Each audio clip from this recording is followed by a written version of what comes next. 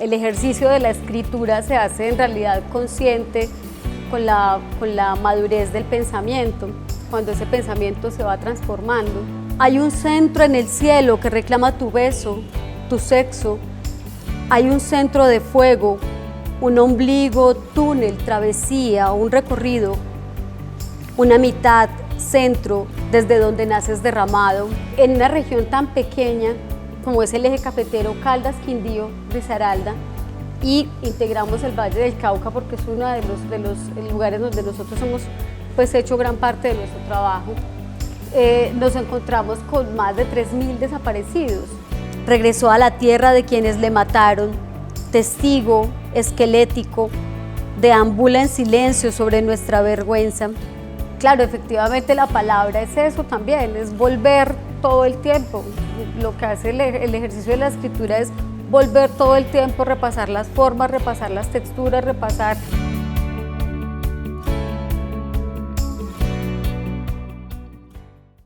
Animal.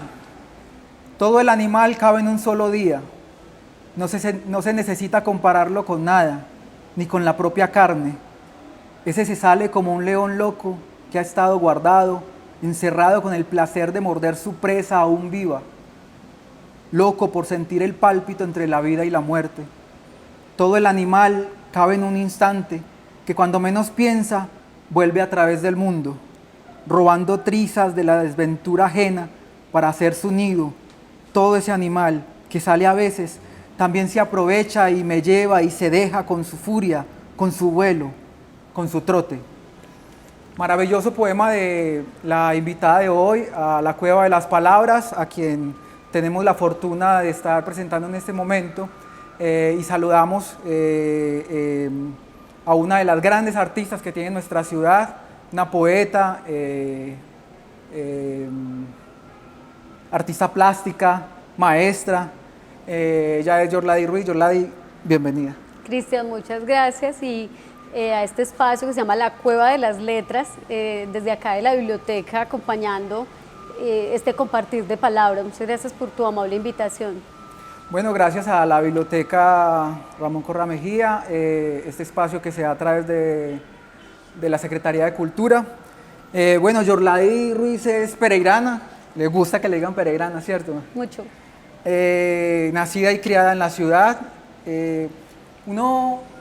Andando en este mundo de la literatura, sobre todo la risaraldense, se encuentra uno con preguntas como si hay o no una literatura regional. Gracias a, por ejemplo, el maestro Jaime Ochoa, que nos presentó a Eduardo Jaramillo Escobar, Alba Lucía Ángel, el mismo Girón, podemos decir que hay una literatura risaraldense. Y hoy por hoy creo que usted es una de las grandes voces de la literatura pereirana. Me gustaría que nos contara un poquito cómo fue ese proceso, cómo iniciar en esta ciudad, una ciudad que por demás es un poco dura con la cultura. ¿Cómo fueron sus inicios? Podría sonar pretencioso, Cristian, y para las personas que ven La Cueva de las Letras, decir que esos inicios se dan desde mi infancia.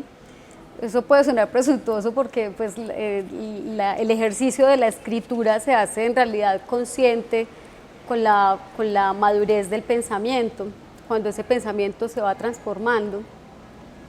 Pero desde muy niña empecé a escribir y ese enredo de palabras que yo no sabía qué eran, tuve la fortuna de recibir el castigo de la biblioteca en el colegio. Mis castigos eran para la biblioteca, entonces ese enredo de palabras se fue traduciendo en libros de poesía que me fueron revelando un poco qué era eso que estaba haciendo. Participé acá como espectadora en unos encuentros de literatura, tendría 15 años, y fue también muy revelador escuchar muchos escritores, escuchar recitales de poesía y darme cuenta un poco que eso que estaba haciendo eran como atisbos de lo que era esa palabra escrita que luego se llamó poesía, que al principio yo no tenía idea que eran, digamos, ese cúmulo de fantasmas que me atravesaban. La poesía ha estado conmigo siempre y esa decisión de ser artista vino un poco, yo pienso que el arte se contagia y uno se va encontrando con un montón de gente y uno se encuentra casi las mismas personas muchas veces en los espacios, y es por eso, porque ese contagio implica encontrarse en un lenguaje, implica encontrarse en una manera de ver el mundo, implica como una humanidad de lo que nos rodea. Y eso fue un poco como lo que hizo que tomara esa decisión de dedicarme a la escritura y de dedicarme al arte. Has hecho performance en la ciudad, algunos muy conocidos, como el de Magdalenas, que ahorita más adelante estaremos hablando de él, un proyecto preciosísimo del cual haces parte. Recuerdo haber escuchado uno que hiciste en el aeropuerto, que me pareció muy bello, sobre la trata de personas y todo este tipo de cosas, como que ese contacto que tienes con la gente, porque es que una cosa es llevar un performance o llevar el arte a que las personas lo interpreten, y otra cosa es como ese contacto que se tiene con esa gente, y yo veo que su merced es muy de eso. Sí, cuando estaba estudiando artes en la tecnológica, claro, yo venía con la palabra, con el lenguaje, y yo decidí estudiar artes plásticas, no español y comunicación audiovisual, que era la carrera que había en ese momento. A mí no tenía, digamos, los medios para estudiar en otra ciudad literatura, y yo me decidí a estudiar artes, y en la academia empecé a encontrar también como que ese lenguaje se podía expandir, abrir a otras posibilidades, y una de esas posibilidades fue el performance. Una de las artistas que para mí fueron reveladoras fue la artista cubana Ana Mendieta, que fue como, wow, esto se puede hacer, esto se puede decir desde el arte, esto se puede decir, y esto implica la palabra, y esto implica el cuerpo, y esto implica el reconocimiento de la cultura, esto implica la investigación social. Entonces, para mí eso fue como absolutamente revelador. Entonces decidí que el trabajo de investigación de mi pregrado iba a ser sobre el desplazamiento forzado en Colombia, pero ese desplazamiento forzado no únicamente de las personas del campo a la ciudad, sino también de las personas que dentro de esta misma ciudad se tienen que ir para otros países, arriesgando su vida, incluso llevando droga dentro de su cuerpo. Entonces fue una acción muy simpática, pues porque en el aeropuerto, bueno, yo hice la gestión previa con las oficinas de seguridad, con la policía de allá, y además explicar que era un performance, que no es una cosa teatral, que no es una cosa de representación, sino donde voy a vivir eso que puede suceder en la realidad. Entonces el ejercicio era hacer la fila, como si fuera a irme de viaje. Me acuerdo que era el viaje internacional, salía, eso fue como en el 2005, 2004, salía como a las 4 de la mañana, entonces yo me fui para el aeropuerto a esa hora y tenía una maleta, y pues ya pues estaba pactado con la policía un poco lo que iba a pasar allí, y la policía viene y me saca de la fila, y esto se armó un revuelo espectacular en el aeropuerto a esa hora con ese ejercicio, se llama un pase de cortesía para el viaje. Entonces lo que yo regalaba eran, el pase de cortesía que yo le quería regalar a la gente eran unos deditos de azúcar pulverizada, poco simulando la droga que se tiene que tragar las personas cuando van a viajar al extranjero, y que pues Pereira ha sido una ciudad en eso muy fuerte. Claro. Pues Pereira tiene unas paradojas muy interesantes sobre las que uno puede hablar tanto desde el arte como desde la poesía, como desde tantas cosas de la literatura. Entonces sí, eso fue un ejercicio performático que disfruté mucho. Maravilloso. Una maestría en creación, estética y creación en la UTP también, ¿cierto? Sí. 4 libros de poesía ya hasta el momento, esperamos el quinto. Un premio nacional de artes visuales, y Diarios íntimos es el que gana el premio aquí y en el Festival de Poesía de Medellín, ¿cierto? No, en el Festival de Poesía de Medellín el libro se llama Poemas para Juno. Eso fue en el 2002. Y pasados 10 años, en el 2012, es que es el premio Diarios Íntimos de acá, con la Secretaría de Cultura, sí. Me gustaría que nos compartieras un par de poemas de ese bellísimo libro.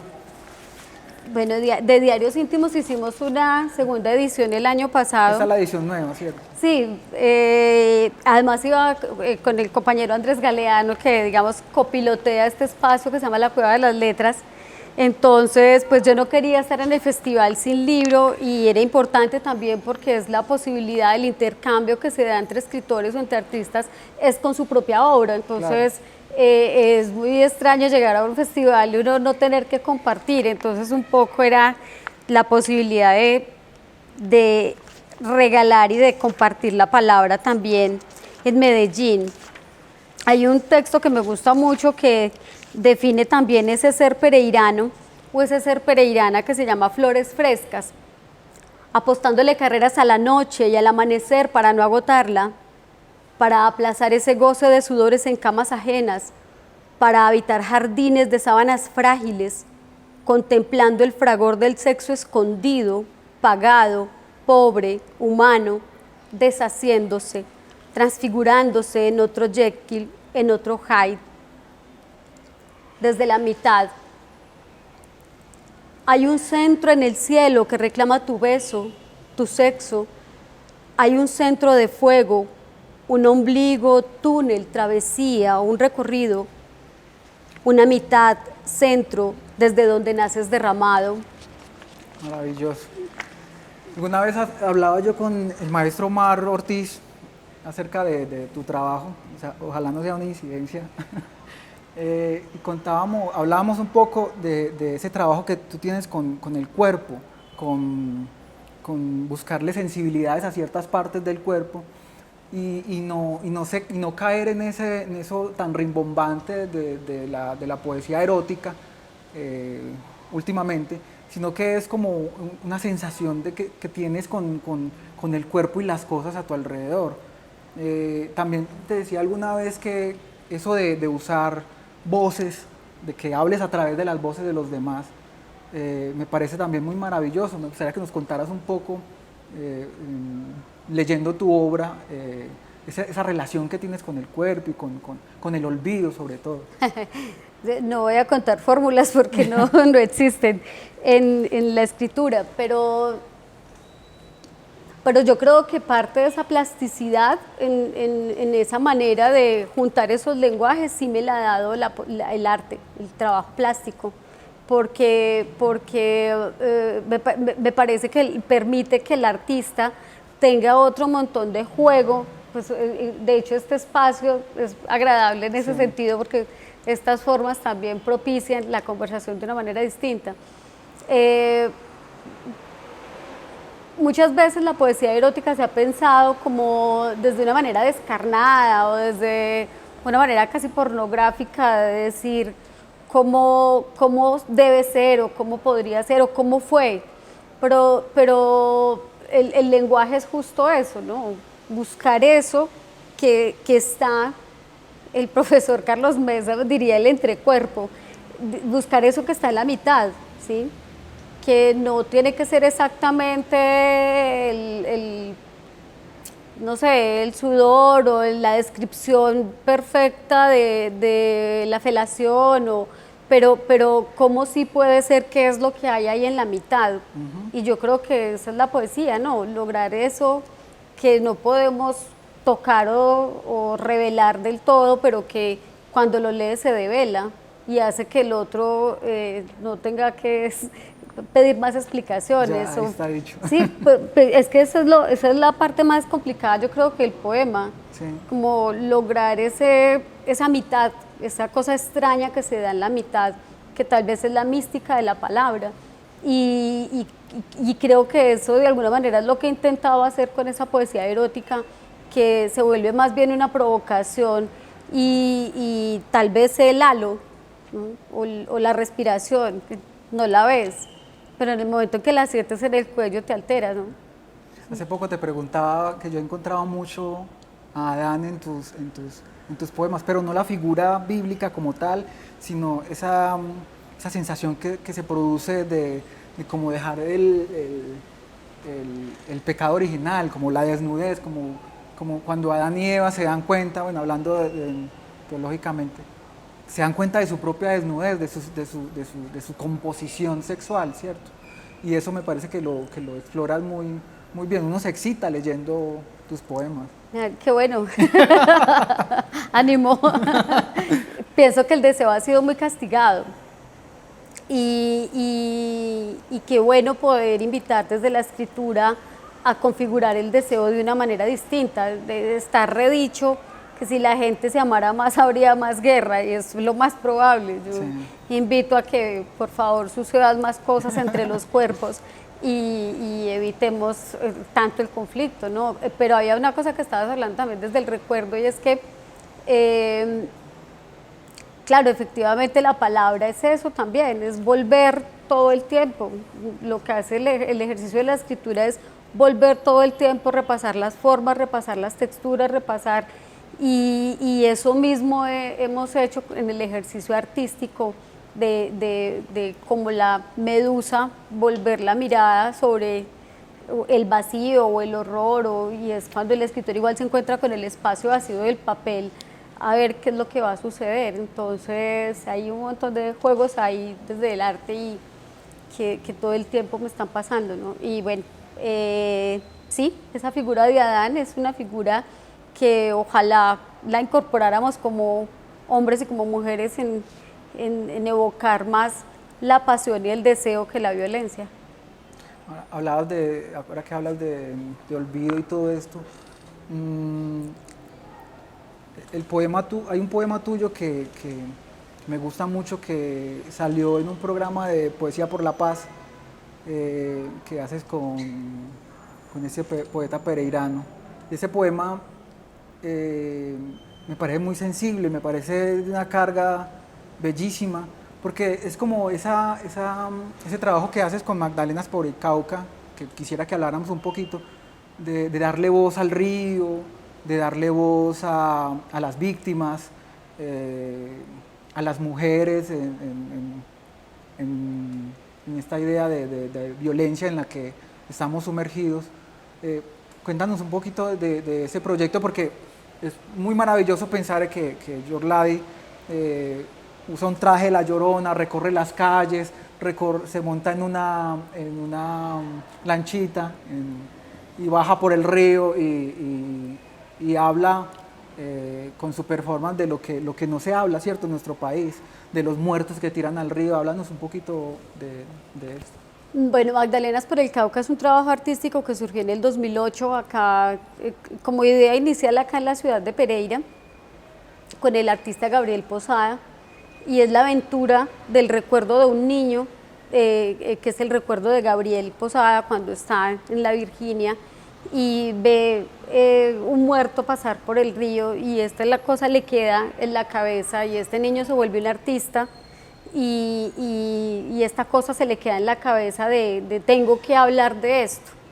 Y entonces empezamos a trabajar juntos en su proyecto, en su idea, y armamos todo lo que ha sido estos más de 10 años de Magdalenas por el Cauca, en donde año a año hemos venido haciendo unas propuestas artísticas. En ese 2008, cuando hicimos las primeras, inicialmente eran unas balsas en guadua que tienen unas pinturas de rostros de mujeres que han perdido a sus hijos arrojados en las aguas de los ríos de Colombia. Hasta ese momento nosotros no pensábamos hacer más nada, como soltar la obra, ¿no? Y ese ejercicio también me parecía fantástico porque era también lo que le sucede a las mujeres y a las familias acá en Colombia. En un momento dado cargan con la cruz de este vacío y no saben más nada. Y en un momento dado también a algunos les toca soltar porque ya no pueden más, porque la ausencia es...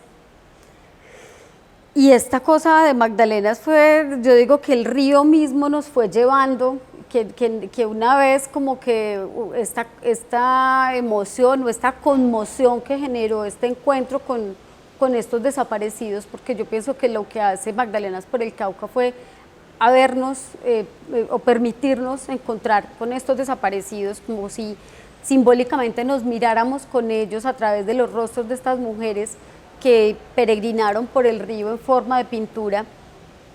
Y esto fue una cosa que nos arropó y nos sigue arropando hasta ahora, ¿no? Yo no creo en espíritus ni en, pues no creo en religiones, pero para mí se ha vuelto importante creer en los desaparecidos. Yo creo en los desaparecidos y y digamos la forma popular icónica colombiana ha sido las ánimas del purgatorio. Entonces esa lámina de las ánimas del purgatorio me gusta porque parte representa eso de este montón de espíritus con los que caminamos en un país como el nuestro, en donde hay una tragedia tan brutal como la de la desaparición, y actualmente pues lo que nos está pasando no deja de ser bárbaro, ¿no? Más en un contexto en donde se firmaron unos acuerdos, ¿cierto? Entonces Magdalenas por el Cauca surge en ese 2008 y año a año hemos seguido, digamos, en ese proceso artístico. Nuestra última obra se llama Laberinto de Ausencias, que pues se hizo acá justo en la Plaza Cívica. ¿Por qué no nos hablas un poquito de ese proyecto del laberinto en Ciudad Victoria? Sí, es que Magdalenas por el Cauca, como lo que les estaba contando ahorita, entonces es esa cosa del río que nos fue llevando y nos fue encontrando en diferentes contextos con diferentes asuntos relacionados con la desaparición. Entonces, uno de ellos, por ejemplo, nos llevó a conocer lo que sucedió en Trujillo. Después pudimos conocer, por ejemplo, unas mujeres de Puerto Berrío con una historia también increíble. Conocimos, por ejemplo, una señora en La Guajira que tiene un cementerio que se llama Gente como Uno, el cementerio. La señora hace ese cementerio, llamada Sonia Bermúdez. Entonces, alrededor de Magdalenas hemos conocido un montón de contextos, y esto era estar acá en Beltrán, aquí en Marsella, aquí Risaralda, un lugar en donde han, digamos, sacado tantos cadáveres, en contraste con Trujillo, un lugar en donde han desaparecido tantas personas. Entonces, el desaparecido todo el tiempo se nos hizo muy presente, y entre este trasegar de estos 10 años, bueno, ¿qué ha pasado en la región? ¿Qué pasa en Risaralda respecto a los desaparecidos? Entonces empezamos a investigar, y una de las cosas que nos encontramos es que entre el 2008, entre el 2009 al 2019, que fue cuando hicimos acá en Pereira el Laberinto de Ausencias, en una región tan pequeña como es el eje cafetero Caldas, Quindío, Risaralda, y integramos el Valle del Cauca porque es uno de los lugares donde nosotros hemos pues hecho gran parte de nuestro trabajo. Nos encontramos con más de 3.000 desaparecidos. Entonces le dimos cabeza a ver cómo era cómo mostrar esto, porque pensábamos como nos montamos los rostros de los desaparecidos en una pared, los montábamos en el piso, pero no. Y mágicamente vimos una publicación del maestro Dioscori de un laberinto que él estaba construyendo, y este laberinto era un símil al de la Catedral de Chartres. Entonces fue como, ahí está, lo que tenemos que hacer con esas fotos es un laberinto, porque las vicisitudes y el drama que viven las personas desde el momento en que desaparece alguien es muy difícil. Entonces ese laberinto que es concéntrico, las personas que tuvieron la oportunidad de verlo acá en Pereira, que lo pudieron recorrer, se dan cuenta que ese laberinto, claro, uno lo ve pequeño desde lejos, es un laberinto más o menos de un radio de 40 metros, pero en el momento en que entras a ese laberinto, estos 3.000 retratos te acompañan, y ese laberinto, todo el tiempo esas voces te están interpelando, porque además hay rostros que son difíciles de reconocer. Entonces esta persona está desaparecida, pero esa es la foto que llevó la familia, ¿cómo van a hacer para encontrarlos si ahí ni siquiera se alcanza a ver la persona, quién es? Una cosa pues así muy dura, vino una señora con la hija, la señora se dio cuenta en el noticiero, no me acuerdo si fue en RCN o en Caracol, que salió pues un informe del laberinto, y la señora vino a buscar a su hijo al laberinto, que efectivamente estaba ahí en el laberinto. Y bueno, esto se presentó el año pasado en Buenaventura, logramos hacerlo en Buenaventura, y el drama en Buenaventura fue muy fuerte, fue muy fuerte, porque fueron muchas familias a buscar a sus hijos, a encontrarlos ahí en el laberinto, y fue una cosa muy impactante para mí de las obras que hemos hecho, del trabajo con Magdalenas, y que me haya marcado últimamente fue ese laberinto de ausencias en Buenaventura, porque por fortuna estábamos con una entidad que hace una labor social alrededor de la paz, que se llama Cormepaz, Y pues ellos ayudaron un poco a hacer ese acompañamiento psicosocial porque el drama es muy brutal, que es justo lo que está pasando también en estos momentos en Buenaventura, como parte de todos sus reclamos. Yo recuerdo que era difícil detenerse uno porque eran muchísimas fotos, entonces se quedaba uno con la primera impresión que le generaba a uno una foto y era difícil avanzar, como que empezar a reconocer tantas personas desaparecidas, tanto dolor detrás de cada foto, porque pues eso no lo podemos calcular. ¿Cómo fue la respuesta de la gente? Que yo recuerdo cuando fui que la gente se agachaba, se detenía, miraba y observaba detenidamente una foto, se centraba ahí, entonces da una impresión de una nostalgia tremenda. Es muy impactante además por la manera en cómo está construido el laberinto, porque pues el laberinto es concéntrico, entonces de alguna manera uno entra y pues uno quiere llegar ya como al centro, pero el laberinto te obliga a recorrerlo todo para poder llegar al centro, y en el centro lo que había, por lo menos acá en Pereira, era un espejo donde era como preguntarse, bueno, ¿y usted qué? O cómo, ¿qué le puede pasar o qué nos puede pasar? ¿No? Un poco era esa la pregunta que hacía el espejo simbólicamente allí. Pero fue muy impactante, la respuesta de las personas acá en Pereira igual fue muy impactante, fue sí, este país es muy duro, pues muchas preguntas alrededor, también alrededor digamos, de la misma violencia en relación al narcotráfico, claro. Muchas mujeres jóvenes también allí que hay rostros que a veces como que se le quedan a uno, a mí me quedaron como unos niños de Salamina, es que no me acuerdo si eran de Salamina, bueno, unos niños de Caldas. Yo empecé a buscar en internet la noticia a ver qué había pasado con esos niños porque ya, no, igual la noticia sigue apareciendo como los niños desaparecidos y de hecho es como ya llevan tantos años y son, entonces ¿qué pasa con las personas que se desaparecen y el volumen? Porque uno diría, bueno, en estos últimos años que se supone que disminuyó el conflicto también, pero también debería disminuir un poco ese fenómeno de la desaparición. Y las cifras siguen creciendo. Sí, sí, y yo creo que es muy importante, ¿no?, hacer este tipo de cosas en las ciudades para que igual logremos un poco esa transformación como sociedad que tenemos que hacer. No podemos dejar de soñar que este país puede ser mucho mejor para todos y para todas. Tú tienes un poema, hablando ahorita de Magdalenas por el Cauca, que se llama Esteban, ¿cierto? Que está en honor a este proceso. ¿Nos podrías compartir ese bello poema? Sí, este poema se llama Esteban. Y sí, tiene mucho que ver con esas historias de las mujeres, sobre todo la propuesta es que esto haga parte de un libro que se va a llamar Indóciles, por ahora se llama así, y son las historias de alguna manera de estas mujeres. Lo que tú dices que es como si hablara a otra persona y tal vez de toda esa cantidad de historias empieza uno también como a traducirlas en estos textos. Esteban, al regreso vino la carroña.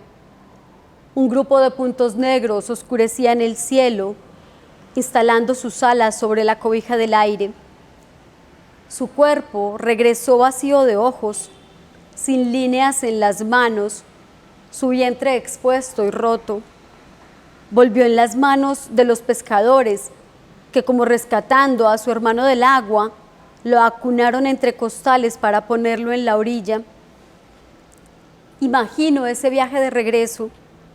Imagino esa visión del horror mientras dañaban su cuerpo.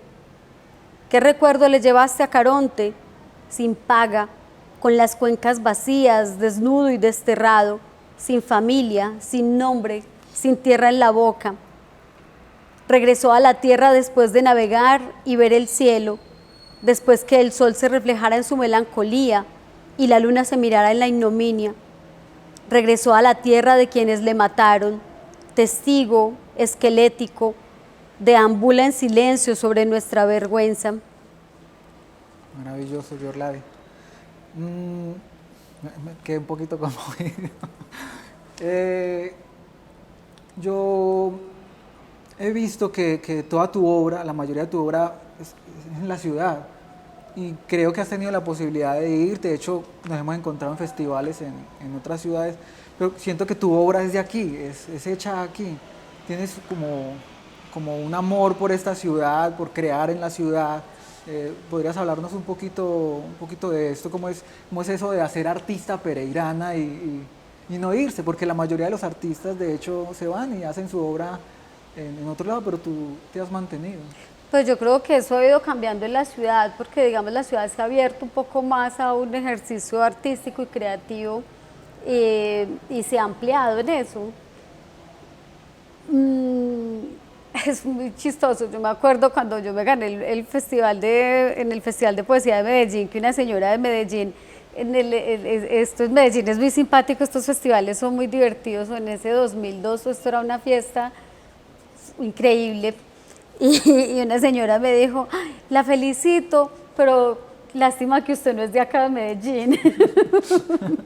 Y es eso como que los escritores o los artistas tienen que ser de las grandes ciudades o tienen que irse a las grandes ciudades. Yo pienso que estas ciudades están también por revelarse y hay que movilizar también la creación desde lo local, porque acá hay un montón de cosas fantásticas que están pasando y que tenemos que hacer que pasen además, porque si entonces nos vamos a ir todos. No, aquí hay un montón de posibilidades y también tenemos que contarnos y hacer las publicaciones y ojalá se editaran más libros y ojalá también pues se hiciera más programas como esos también, ¿no? Para compartir la escritura local o lo que pasa con el arte local, pero creo que en el arte incluso es más amplio, hay escenarios más compactos, si se quiere decir. Todo esto obviamente la pandemia lo ha modificado, pero esto no es solamente aquí. Pero pienso que a la literatura sí le falta tener escenarios más compactos, ¿no? Luna de Locos es un festival que ha venido a hacer un ejercicio que se mantiene, pero de todas maneras es un festival donde le aporta a la ciudad, pues esto es maravilloso, pero todavía falta que desde lo local creen más escenarios como estos para que se afiance y se discuta y se escriba más sobre la literatura local. ¿Tú crees que hay una literatura risaraldense en la actualidad? Contamos con... Creo que le estamos trabajando a ello. Muy bien. Ahora que hablas del Festival de Poesía de Medellín, pocos pereiranos se han subido a las tarimas en Medellín. Recuerdo a Andrés Galeano, a Mariana Osa, a ti, y es algo que es de envidia porque es un escenario muy bello, 500.000 personas que estén propicias a escuchar poesía es una cosa maravillosa. ¿Cómo fue tu experiencia en eso? ¿Cómo es tu experiencia cuando sales y expones tu trabajo, tu poesía? La primera vez fue en el 2002 y yo me sentía como una estrella de rock. Eso fue loquísimo, porque pues yo estuve en el 2018, en el 2019. Y pues sí vi muchas diferencias en el festival. El festival ha sufrido como muchas de la cultura en la transición de la globalización. Pienso que el festival también ha sufrido. Sin embargo, la cantidad de público que va a los escenarios sigue siendo mucha. Pero en ese momento, cuando yo me gané ese premio de poesía en el 2002, la cantidad de gente que iba a los recitales era muy impresionante, era muy impresionante. Yo me acuerdo de ese Cerro Nutibara lleno total, impresionante, esto es una cosa avasalladora, muy emotiva, es muy fuerte estar en un festival de estos, es una verdadera Babel.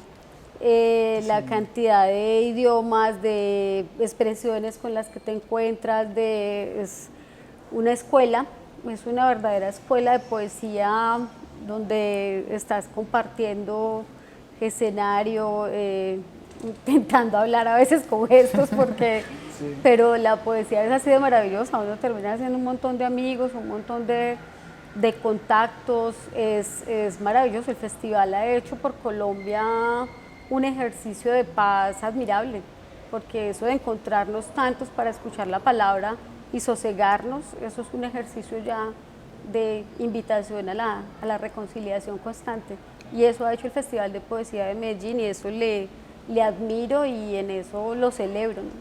Ahora que hablas de la reivindicación y este proceso de poesía por la paz, la academia por lo general tiende mucho a desmeritar el trabajo que se hace en la literatura referente a lo social.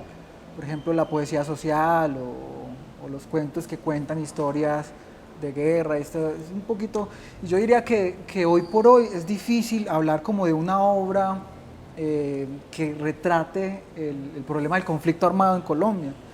No sé, se me viene a la cabeza Juan Manuel Roca con País Secreto, que tiene tisbos, Evelio Rosero con Los Ejércitos, ¿cierto? Yo siento que en algunos de tus poemas, ese darle voz del que hablábamos ahorita, darle voz a los tirados al río, a los muertos, a las víctimas, es de cierta forma construir país, construir paz. ¿Tú qué piensas acerca de la visión del artista frente a este aspecto? Sí, sino que me parece un poco como haces la introducción a la pregunta, porque pienso que igual casi que las obras artísticas que pueden hablarnos de la historia, muchas de ellas son justamente las que se preocupan por esos contextos políticos, por esos contextos culturales, por lo que estaba aconteciendo en cada uno de esos momentos. Entonces sería bueno que la academia, no sé si es tu caso, pero que se cuestionara más bien sí, el mío fue qué total. es lo que no cuadra allí. Sí, lo digo porque es que, o sea, en pintura, por ejemplo, o en cine, hay películas que retratan el conflicto armado bellísimas. Los niños, esto el de las montañas, bueno, tantas películas, inclusive colombianas, pero yo creo que en literatura como que nos quedamos un poquito cortos y no entiendo muy bien. A veces pienso que es que no hemos sanado del todo para narrarlo, puede ser, no sé, pero a mí sí me parece que tú sí logras dar esas voces. Sí, pero puede ser eso, que es que igual leernos, porque es que nosotros estamos como con una herida cuando de repente hay otra, claro, y hay otra más profunda. Entonces, pues habría que leer como el libro de Pablo Montoya que recién salió, ¿cierto? En eso se me escapa el nombre, qué vergüenza. Pero hay. Lo que pasa es que igual nos falta también leer más y también pienso eso, que es que falta escribir más porque esto es muy tenaz. Es que nosotros estamos hace muchos años contando historias similares y yo me agoto. Hay un momento en que, por lo menos con un momento dado con Magdalenas por el Cauca, yo dije, yo renuncio, yo no soy capaz, porque nosotros no somos psicólogos, nosotros no somos trabajadores sociales, y usted se encuentra con una cantidad de historias y una cantidad de gente que ha sido tan berraca, tan resiliente. Estas mujeres que, a pesar de haber perdido a sus hijos, tú encuentras estas señoras de Medellín y este coraje de estas mujeres para hablar, o con una Luz Marina Bernal, y usted se queda aterrado de la capacidad de estas mujeres para decir y para testimoniar y para reclamar, porque es que no han dejado de reclamar lo que por justicia debería ser. Entonces pienso que en esa labor estamos, y esa parte nos va a costar, y ojalá pues sigamos en medio de esto, traduciendo este conflicto a otras maneras repito, para hacernos más posible una vivencia en un país como el nuestro. Bueno, Yorlady, nos gustaría que nos compartieras algunos de tus poemas inéditos, si se puede. Claro, Cristian, y pues muchas gracias a la Cueva de las Letras y a este bonito espacio de la biblioteca por invitarnos a compartir la palabra. Sherezada, cada noche, entre el cuchillo y la silueta de su esposo ausente, Sherezada narra entre risas el desespero, hunde 1, 2, 3 veces, hiere la duda, hiere el silencio, hiere su obediencia, unge la sangre derramada sobre su piel y luego zurce las sábanas rotas. No esperé crecer, Poco a poco medía la fuerza de mis manos enterrando el machete en el platanal. Paf, paf, sonaba y caía la mancha que oscurecía la ropa, mientras mi mente hilaba mitos sobre esas formas extrañas que dejaba la mancha. Caminantes, brujas, muertes. Nunca fui buena para ver el lado positivo de la vida. Nunca supe absolver sus manos de mi cuerpo. Nunca supe quitarme la mancha del recuerdo.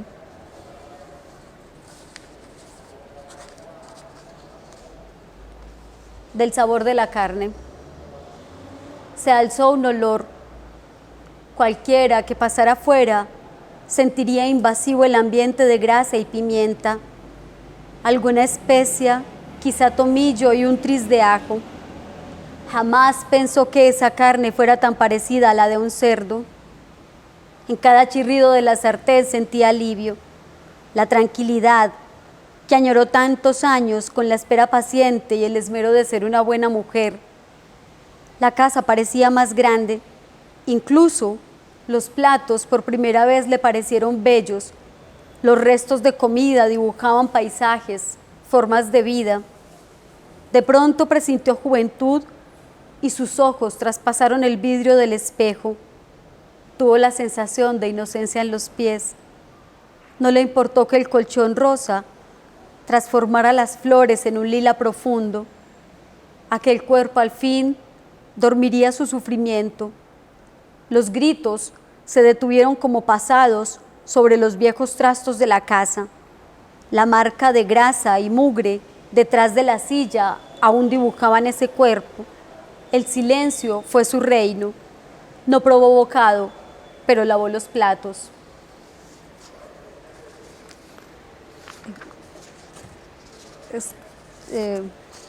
Voy a leer este que me gusta mucho y es un poco, en muchos aspectos, mi papá, que todavía lo extraño mucho.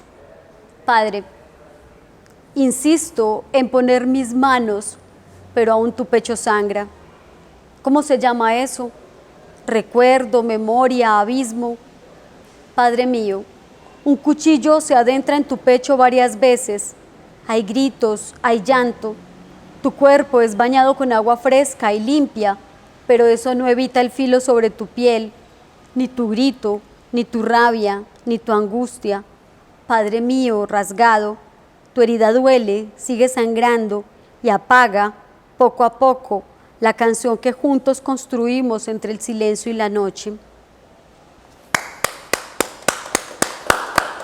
Muchas gracias, Ruladi. Esto fue Cueva de las Letras. Un saludo para todos y muchas gracias por estar aquí con nosotros. Ruladi. Bueno, gracias, Cristian. Hasta la próxima. Pereira, ciudad moderna, inteligente y para la gente. Gobierno de la ciudad. Más infraestructura, más seguridad, más educación, más movilidad.